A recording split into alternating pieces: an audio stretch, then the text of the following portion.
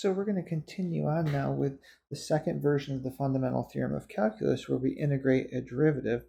So let's recall from our flipped class video that if we take the integral from a to b of f prime of x dx, this is the difference of the value of the function f on the endpoints of the interval.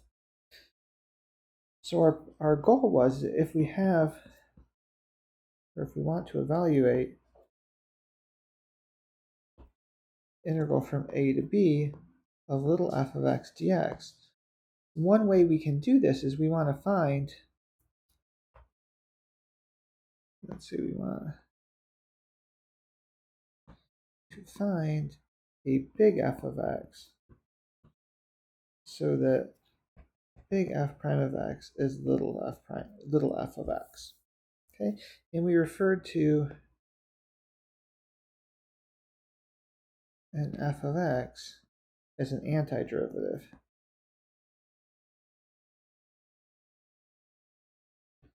of little f of x. So what we'd like to do then is we'd like to build up a library of antiderivatives that we know. There's not nice rules for just, if I give you a function, here's how you calculate the antiderivative for any type of function. So we want to build up a library and then use some properties of the definite integral to be able to expand our library. So let's start with one of the most useful ones we'll have, which is the power rule. So we want to evaluate integral from a to b of x to the n dx, where n is not equal to -1. And we'll see why that is important in a moment. So in this case, our little f of x is x to the n. And we want a capital F of x, so the f prime of x is equal to little f of x, which is x to the n. So we can guess this is that we know to get to x to the n, one way to do that is to have a higher power of x and take the derivative of that. So if we set f of x to be 1 over n plus 1, x to the n plus 1, then f prime of x is 1 over n plus 1, n plus 1 times x to the n, which is just x to the n. So this works as an antiderivative, and this also shows us why we had to take x to not be -1, because if x was if n was -1, this doesn't make sense, right? Because we'd be dividing by 0. So that's why we needed to start with that requirement that n not be equal to -1. So then this tells us, so f of x equals x 1 over, write this, 1 over n plus 1, x to the n plus 1, is an antiderivative of f of x equals x to the n. So that means we can go ahead and evaluate that definite integral then. So the integral from a to b of x to the n dx, well, this is f prime of x dx for our f given above. So that means this is f of b minus f of a from the Fundamental Theorem of Calculus. And then we just evaluate.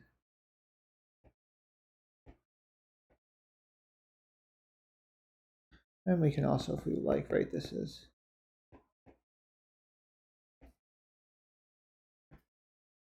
so that gives us an antiderivative for polynomials, which is super nice. We could, of course, also ask what happens when n is equal to -1. So what about the integral from a to b of 1 over x dx? Okay, well, we want to know what function f of x has f prime of x is equal to 1 over x. Well, if x is bigger than 0, we know f of x equals natural log of x satisfies f prime of x equals 1 over x. Now, obviously, if x is equal to 0, this isn't going to make any sense, but what about if x is less than 0? Well, let's consider f of x equals ln of negative x. So notice, since x is less than 0, negative x is positive, so this actually makes sense to evaluate f at this point. So let's see that this satisfies. Well, if I take the derivative of this, I get 1 over negative x times the derivative of what's inside, which is negative 1. So I again get 1 over x. So what that tells me then is, let's set f of x to be natural log of absolute value of x, for x not equals 0. So that puts us exactly in the situation we just talked about. If x is positive, this is just natural log of x. And if x is negative, this is natural log of negative x. So then f of x is an antiderivative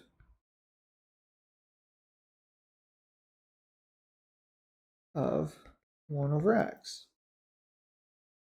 So Fundamental Theorem of Calculus then says, if I take this integral, this is f of b minus f of a, which is natural log of absolute value of b minus natural log of absolute value of a.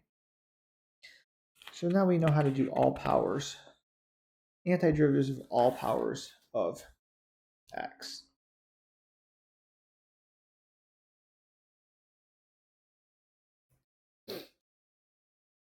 Okay, let's try some more examples. Get a few more in our library. So what about the integral from 0 to pi of sine x dx? So in this case, my little f of x is sine x, and I want a big f of x with f prime of x equals sine x. So if we took f of x to be cosine of x, then f prime of x would be negative sine x.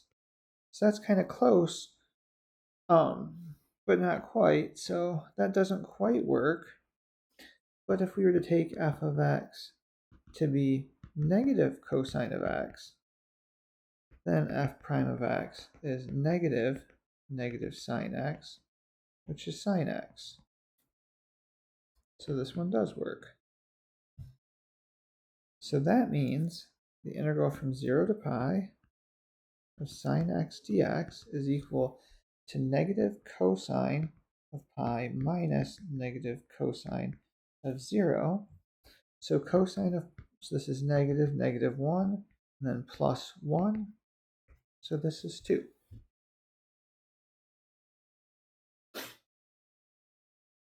So you can see, once we can find these antiderivatives, these integrals are very easy to evaluate compared to trying to use Riemann sums.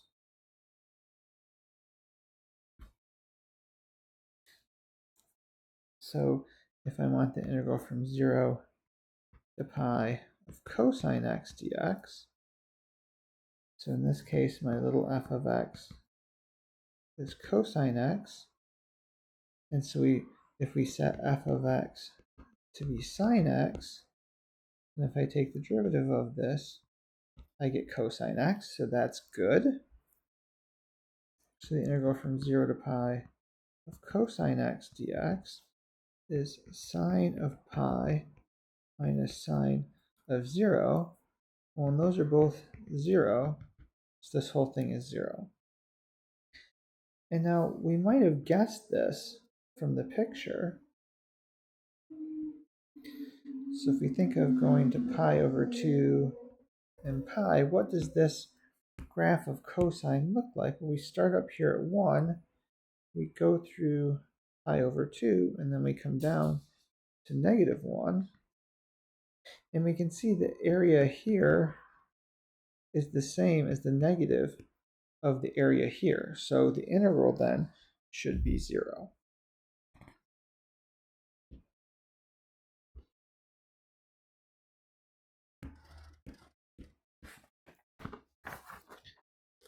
Okay, let's try one more to get in our library of functions. And then we'll try some word problems to see how this actually shows up. So what if I go from the integral from 1 to 5 of e to the x dx? Well, in this case, I know my little f is e to the x, and I know that if I take f of x being e to the x, we know the derivative of e to the x is just e to the x again. So that means my definite integral is e to the 5 minus e to the 1. So pretty straightforward.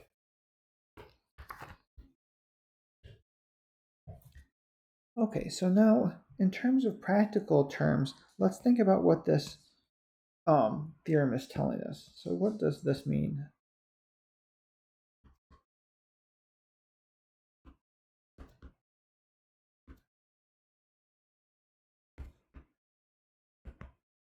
So let's think about if I have y equals f of x.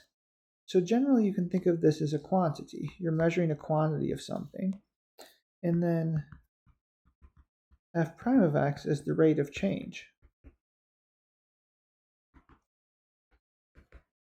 in the quantity. So if I take, what this is saying is if I take the integral of f of x dx, I get f of b minus f of a. So this is saying if we integrate the rate over an interval ab, this is the change in quantity over the interval. So the point is if I have a quantity, then I take the derivative and I get a rate. And if I have a rate, I take the integral and I get a quantity.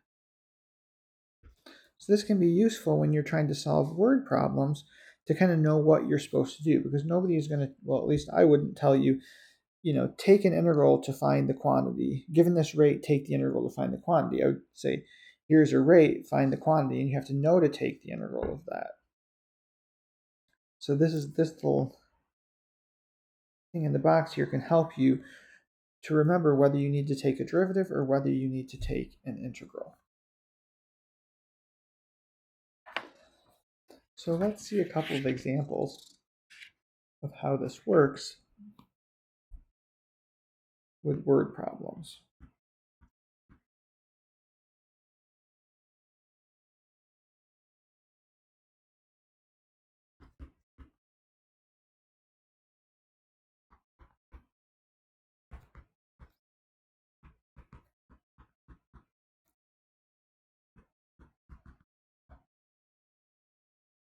Okay, so we have oil leaking out of a tanker at a rate given by R equals F of T gallons per minute. So we're told that it's a rate, so that helps, but we could also recognize that it's a rate by the units because it's gallons per minute. And we're going to say where T is minutes in minutes. Okay, so let's write a definite integral.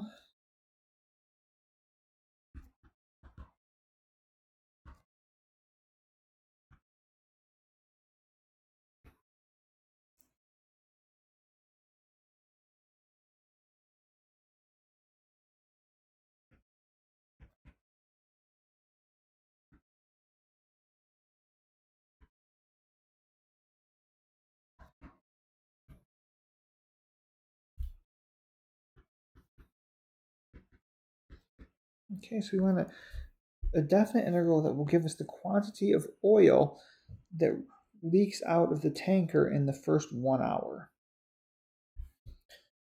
Okay, so we know then that, so this is the quantity that leaks out. So in terms of my limits, I want in the first hour. So I want to go from 0, and I want to do 60, not 1, because everything, my t is measured in minutes. So 1 hour is 60 minutes. And then I want to integrate the rate to get the quantity. Okay. And another way to think of this is this would be if r of t, or r, say, is big F prime of t, so this is the rate, where F is the quantity of oil. Well, what is the amount that would leak out? Well, if I have the quantity in the tanker at 60 minus the quantity in the tanker at 0, this is the amount that leaks out. And we know from the Fundamental Theorem of Calculus that this is equal to this. So another way to think about that.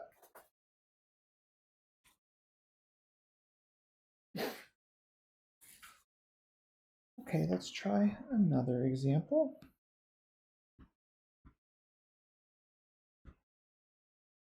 Again, one of the most important things we learn in this class is how to take word problems and apply the calculus that we know. If I just wanted an antiderivative calculated, the computer can do that very easily.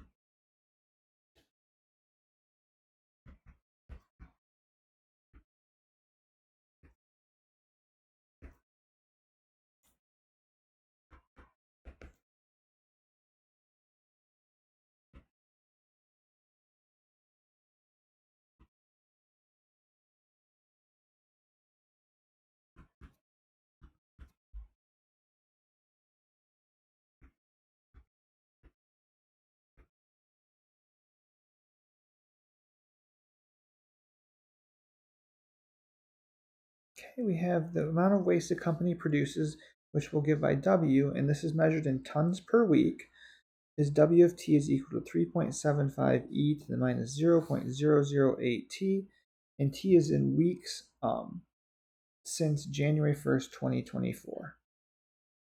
Okay. Let's say waste removal for the company costs $15 per ton. How much does the company pay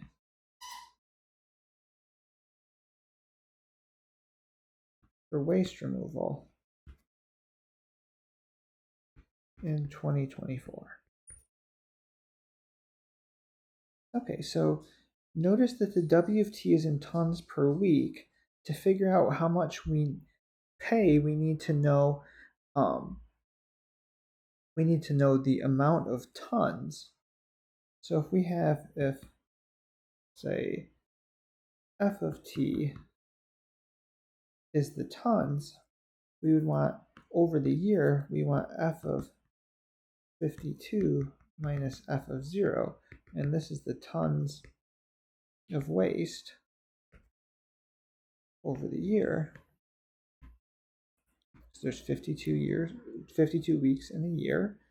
So notice this would be the integral from 0 to 52 of W of t dt, where F prime of t is W of t. And so this is the integral from 0 to 52 of 3.75 e to the minus 0.08 t dt. So now what we need is an antiderivative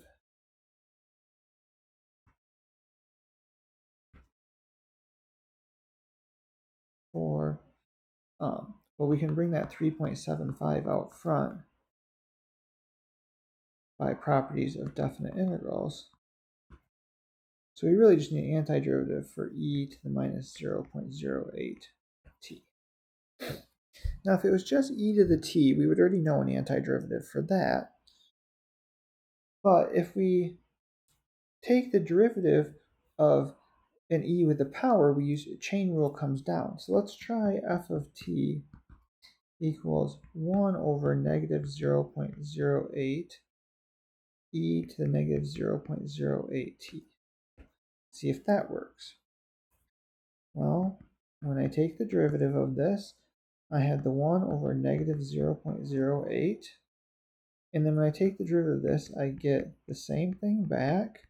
And then I use the chain rule, and I get this from the chain rule. So this does cancel out, and I get the right function.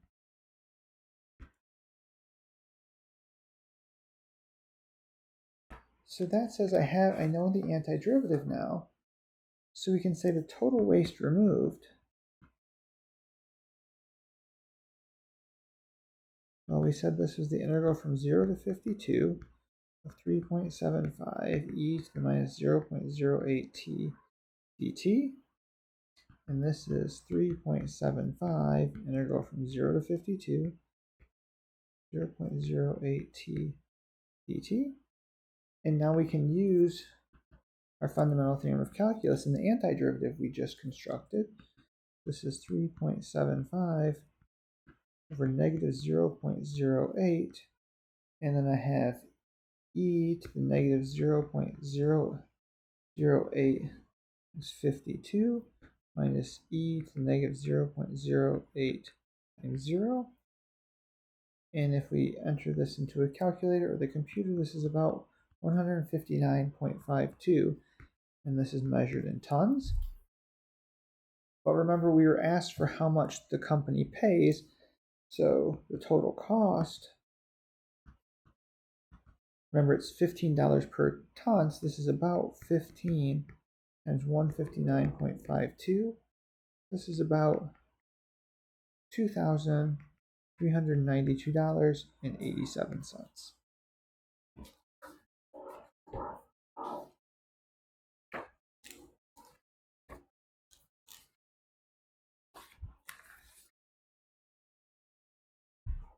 Okay, so one more example we can do with this is in regards to position. So let's recall we saw before that if I have s of t as the position of something, v of t is the velocity, and a of t is the acceleration,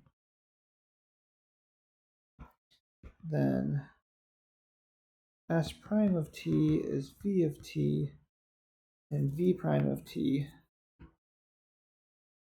is a of t. So far we would always go, s of t, and then we would differentiate and get v of t, and then we differentiate and get a of t.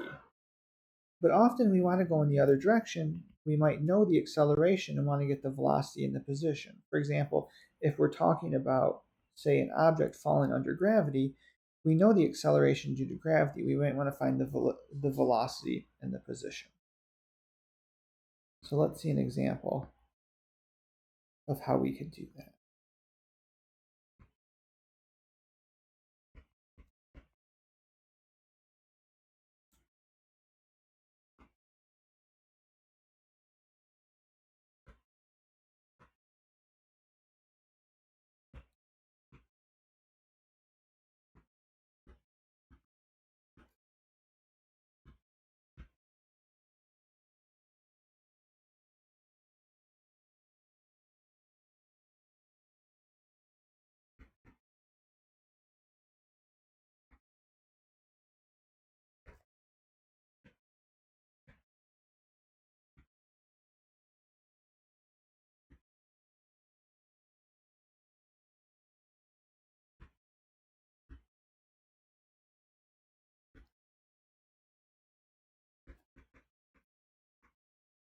Okay, so we're throwing a stone upward from the top of a 320-foot tall cliff at 128 feet per second. Eventually, it's going to fall to the beach below. The acceleration due to gravity is negative 32 feet per second. So we have a few questions we want to answer with this.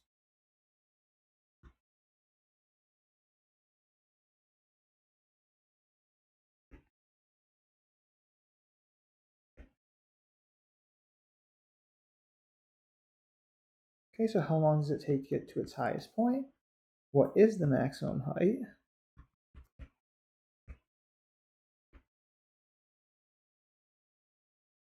How long before it hits the beach?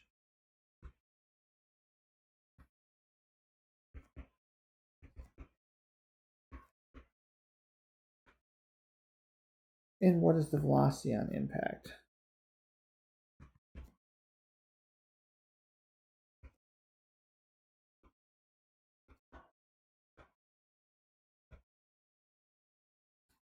Okay, so we're gonna find formulas for our velocity and our position functions, and then we can use those to answer these questions once we have all of these. So let's start with, we know a of t is negative 32. And so if we think of this, we can say that v of, say, capital T minus v of 0 is the integral from 0 to t of v prime of t dt. That's our fundamental theorem. But we know this is a of t dt, which is integral from 0 to t of minus 32 dt. And so this is, well, we know that if I set, say, f of t to be negative 32t, then f prime of t is negative 32. So we can say this is equal to negative 32t minus negative 32 times 0. So this is negative 32t.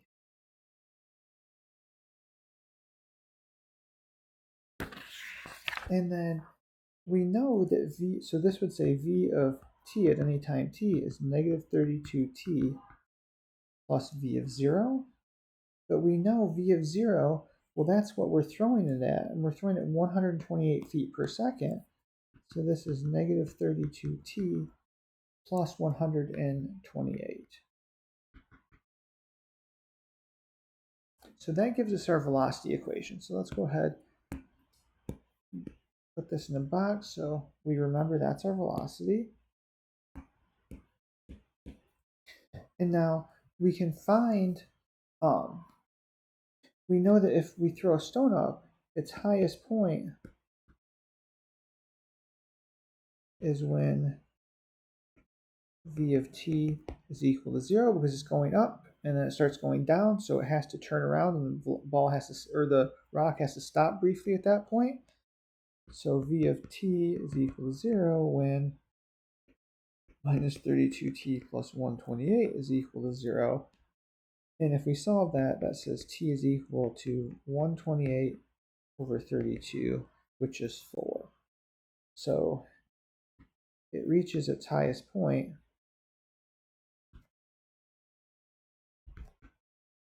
in 4 seconds. So that answers part A.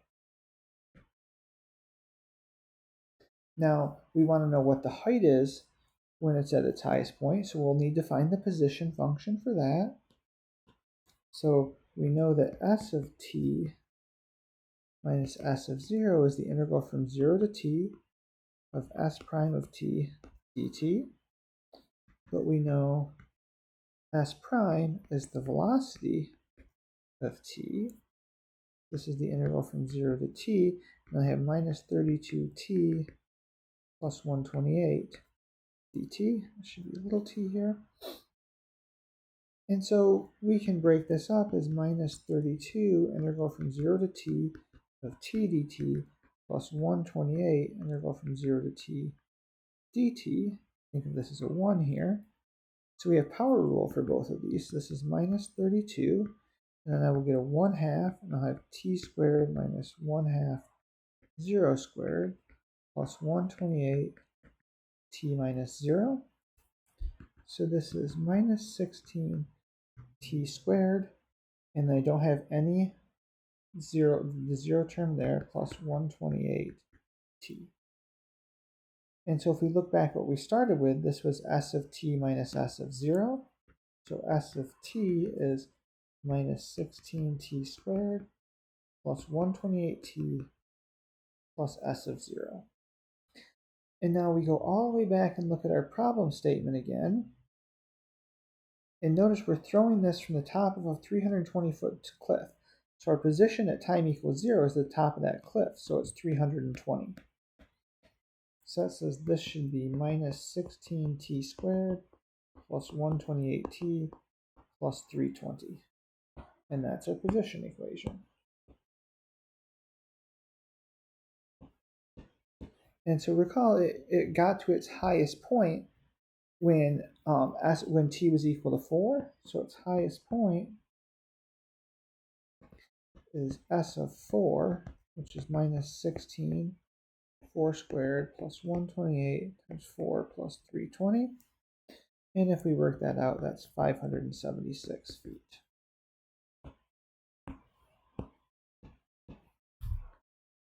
Okay, the next thing we wanted to do is when does it hit the beach?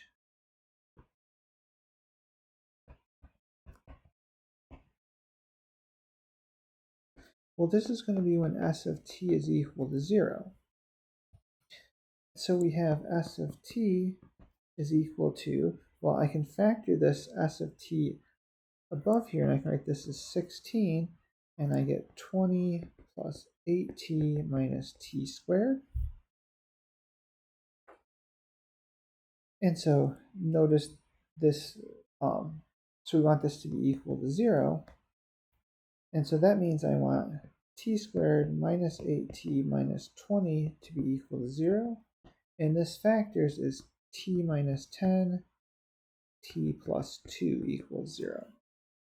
So this would be when t is equal to 10 or t is equal to negative 2. Well, let's think about what each of these means. So if I stand here and I throw the rock up and it goes like this, well, this is when t is equal to 0 here, and the highest point was when t was equal to 4. And so then you can see, well, what does the t equals negative 2 correspond to? Well, that would be like going here as if I threw the ball from the ground. This would be t is equal to negative 2. So I didn't, I threw it from the cliff, but that's what that would indicate. So that means when it hits here is the t equals 10, so that's what we want. So it hits the beach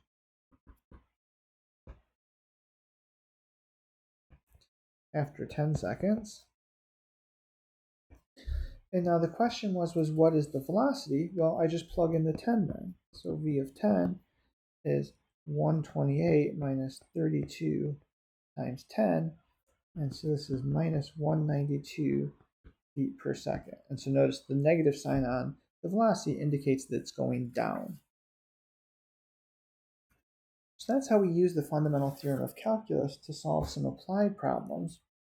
One other thing to note is some notation that will show up that you should know.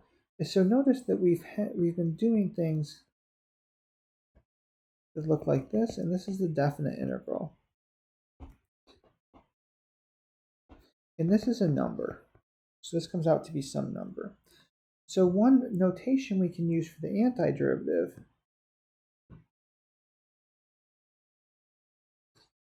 and we don't put any limits on it. So this is the antiderivative. And this is a function. Okay. So we saw how these are related, that you needed, if you could find the antiderivative, you could evaluate the definite integral, but they're definitely not the same thing. One of them is a function, one of them is a number. So this is just shorthand for the antiderivative.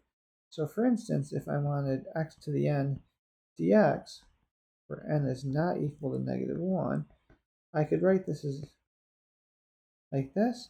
But notice this, I could also add c, where c is a constant, because the derivative of c is 0, so that wouldn't change the antiderivative. So that can work for any constant c.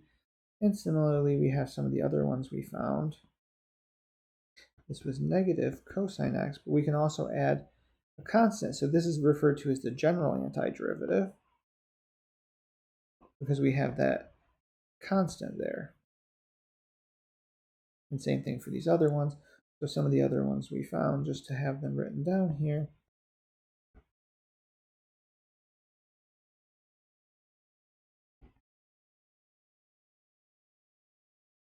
Okay, oh, and the one other one we found, this one as well. This was natural log of absolute value of x plus c. So this is just shorthand. So this saves the writing if you're asked what an antiderivative is, rather than saying let big f of x be such and such, you can just write it like this, and that can save some notation and some time. So if you're asked for an antiderivative, you're finding a function like this. If you're asked for a definite integral, you're evaluating that integral to find a number.